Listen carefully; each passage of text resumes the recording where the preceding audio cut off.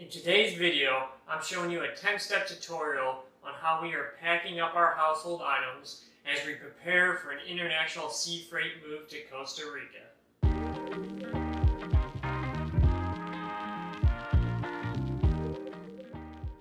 Hey guys, it's Chris with Blogging Money Life. We created this channel as a place to offer our blogging tips and tricks, as well as share our blogging lifestyle.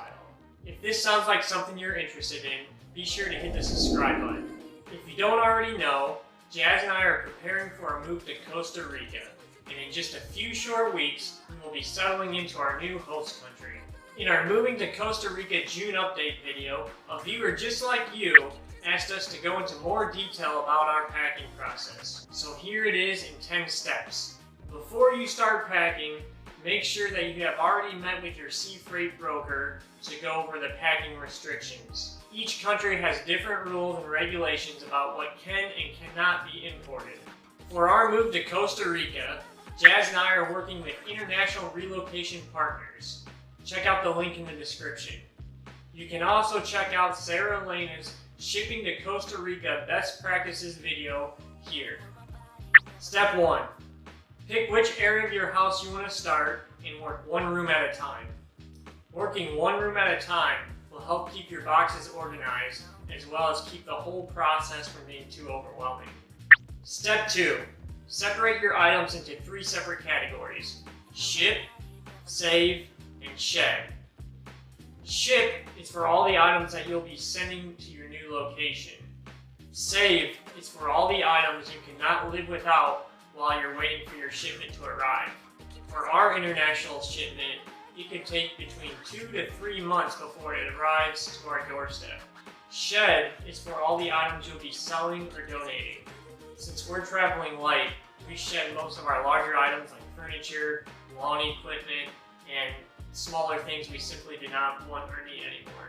It's a good idea to start mentally preparing yourself for this process at least a few months ahead of time.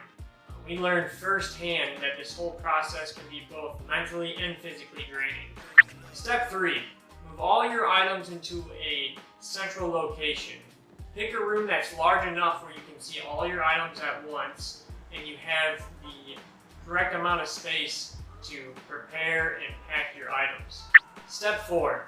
Individually wrap each item in plastic wrap, foam sheets, or bubble wrap. This will protect your items from damage that could occur from rubbing against each other during the weeks of transport.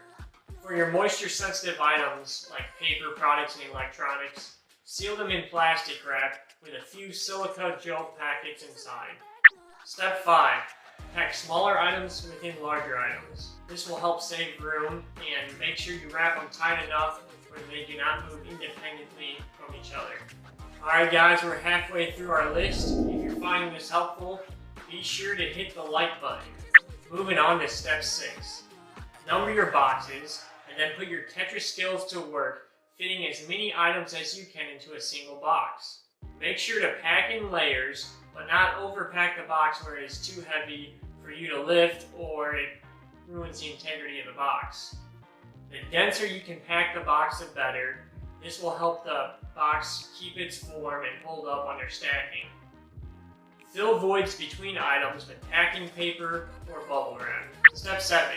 Make an itemized packing list that corresponds to each box. Be sure to include a value of each item on that packing slip.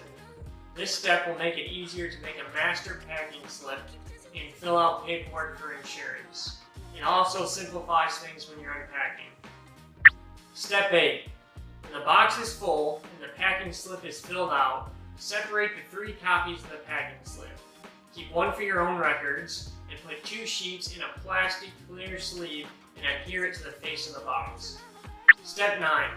Add any additional labeling to the outside of the box, such as fragile, heavy, or room locations. Seal the box with heavy-duty packing tape, then inspect it. Make sure the bottom is secure and it won't fall out while being moved. Step 10. Pack all your out-of-season clothes in vacuum-sealed bags. For clothes and linens, use vacuum-sealed bags to keep the moisture out as well as save on space. For a complete list of our packing material used, check out the description. If you have any moving tips or tricks of your own, please share them in the comments section. We would love to hear from you. Lastly, I'd like to personally invite you to follow Jazz and I on our journey through Costa Rica. Hit the subscribe button below so you don't miss out on any of our future videos and we can share in this adventure together. Thank you so much for watching.